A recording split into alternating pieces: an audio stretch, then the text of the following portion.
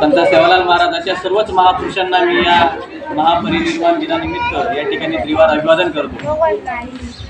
मित्रांनो, आज बाबासाहेब आंबेडकरांचा महापरिनिर्वाण दिवस। महापरिनिर्वाण दिवस म्हणजे काय?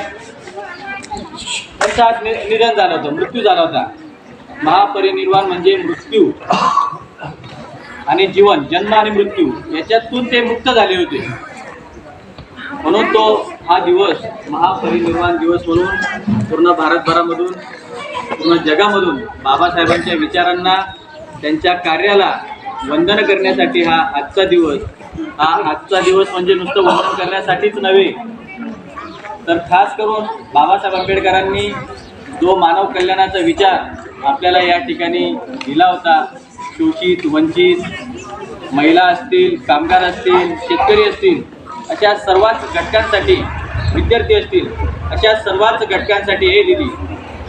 अशा सर्वच घटकांसाठी बाबासाहेब आंबेडकरांनी आपलं जीवन वेचलं होतं। डॉक्टर बाबासाहेब आंबेडकर तुमच्या एवढेच लहान वयाचे असताना त्यांची आई वारली होती। बाबासाहेब आंबेडकर 5.5 वर्षाचे असताना त्या ठिकाणी त्यांची आई वारली, आणि आई वारली असताना देखील बाबासाहेब, त्यांचे वडील सैन्यामध्ये सुभेदार पदावर होते।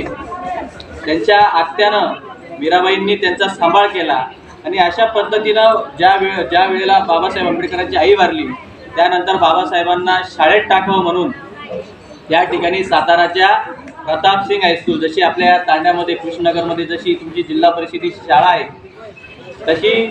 तशा एका शाळेचा शोध बाबासाहेब आंबेडकरांच्या वडिलांनी साताऱ्यामध्ये प्रतापसिंग हायस्कूलमध्ये बाबासाहेब आंबेडकरांचा प्रवेश, ॲडमिशन त्या ठिकाणी घेतला होता, आणि तो दिवस होता 7 नोव्हेंबर 1900 हा दिवस होता।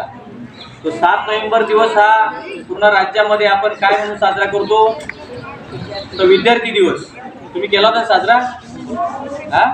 विद्यार्थी दिवस म्हणजे बघा, ज्या बाबासाहेबांना इथल्या व्यवस्थेनं वर्गाबाहेर बसवलं, आणि त्याच व्यवस्थेनं आज बाबासाहेबांचा तो विद्यार्थी, जो काही शाळेचा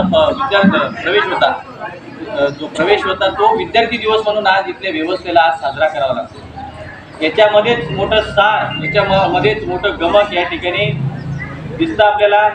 बाबासाहेब आंबेडकर ज्या वेळेला वर्गाच्या बाहेर बसून शिकत होते, त्यावेळेला बाबासाहेबांना वर्गामध्ये, जसं आपल्याला आज बाबासाहेबांच्या पुण्यानं वर्गामध्ये बसून शिकण्याची त्या ठिकाणी संधी मिळते, तशी संधी बाबासाहेबांना वर्गात बसून मिळत होती का? तर नक्कीच नाही। तेव्हाची समाज व्यवस्था अतिशय विचित्र होती, विषमता होती, जातीपाती मोठ्या प्रमाणामध्ये भेद होता।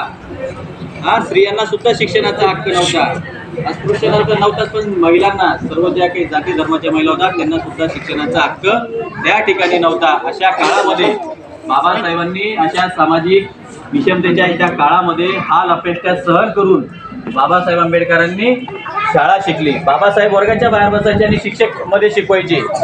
शिक्षकमध्ये शिकवत असताना बाबासाहेबांच्या त्या काळजावर, बुद्धीवर, मनावर ते कोरले जायचं। बाबासाहेब व्यवस्थित ऐकायचे ते।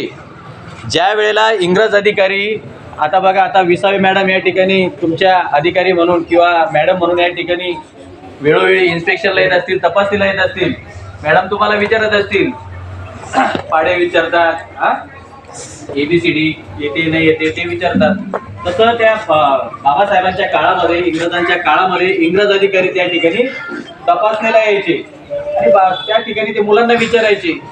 पण त्या मुलांना, वर्गातल्या जे काही बसलेले जे मुलं होते, त्यांना काहीच उत्तर त्या प्रश्नांची त्या इंग्रजी अधिकाऱ्यांचे येत नव्हते। पण तो वर्गाच्या बाहेर बसलेला जो बाबासाहेब होता, त्या बाबासाहेबांना मात्र बाबासाहेब लगेच बोट वर करायचे, साहेब मी मला उत्तर येतं। तेव्हा ते इंग्रज अधिकारी तिथल्या त्या शिक्षकांना म्हटले, अहो, तुमची या शाळेची लाज जी ठेवली त्या उमऱ्याच्या बाहेर बसणाऱ्या त्या विद्यार्थ्यांना ठेवलेली आहे।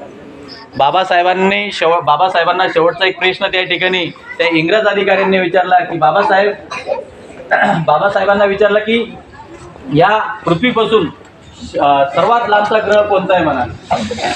पण बाबासाहेब त्या ठिकाणी म्हटले की साहेब, मला कोणता लांबचा ग्रह हा माहीत नाही, पण मी वर्गाच्या बाहेर बसलोय, तो जो काही वर्गामध्ये, जो काही त्या कोपऱ्यामध्ये जो माठ ठेवलाय पाण्याचा, तो माझ्यासाठी एक लांबचा ग्रह आहे। म्हणजे बघा, तेवढ्या म्हणजे त्या काळामध्ये बाबासाहेबांना पाणी पिण्याची सुद्धा मुभा त्या ठिकाणी नव्हती।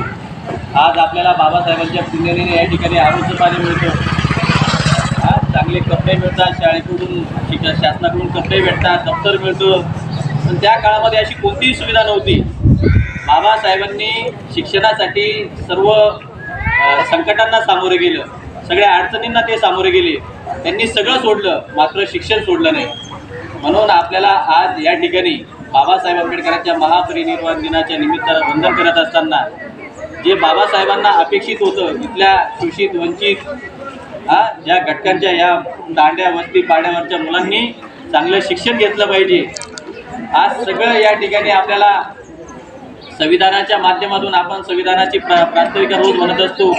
आपल्याला संविधानानं ध्येय आणि उद्दिष्ट त्या प्रास्ताविकेतून, कारण संविधानाची जी प्रास्ताविक आहे ती आपल्या काय आहे, राज्यघटनेचा आपला तो आत्मा आहे.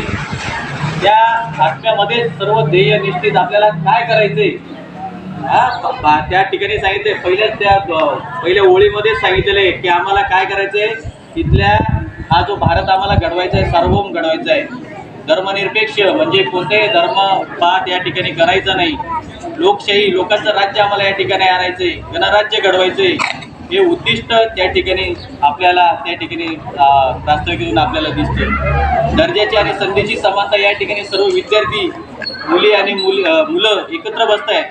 एक आहे तुम्हाला दर्जा प्राप्त करून देण्याचा आहे, व्यक्तीची प्रतिष्ठा काय असते, प्रतिष्ठा प्राप्त करून देण्यासाठी शिक्षणाचा आपल्याला हक्क या संविधानानं दिलेला आहे.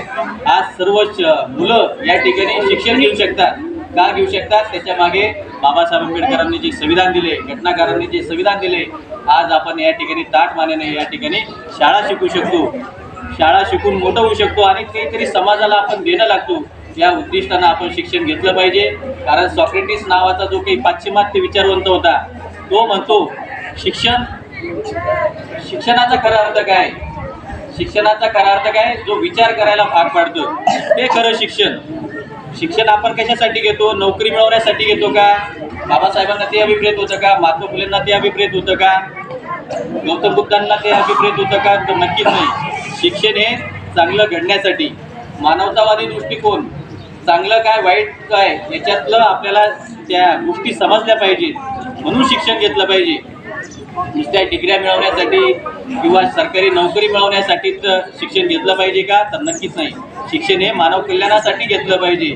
हा विचार आपल्याला या ठिकाणी फुले शाहू आंबेडकर असतील यांनी आपल्याला दिलेला आहे. या महापरिनिर्वाण दिनाच्या निमित्तानं या ठिकाणी आपण सगळ्यांनी ठरवायचे, बाबासाहेब मरस्तोपर्यंत निर्वाणाला प्राप्त होतोपर्यंत विद्यार्थी म्हणून वाढले ते. म्हणजे बाबासाहेब ज्या दिवशी वारले त्याच्या 2-3 दिवस अगोदर सर त्या ठिकाणी बाबासाहेब आंबेडकर कार मार्क्सचा तो ग्रंथ वाचत होते.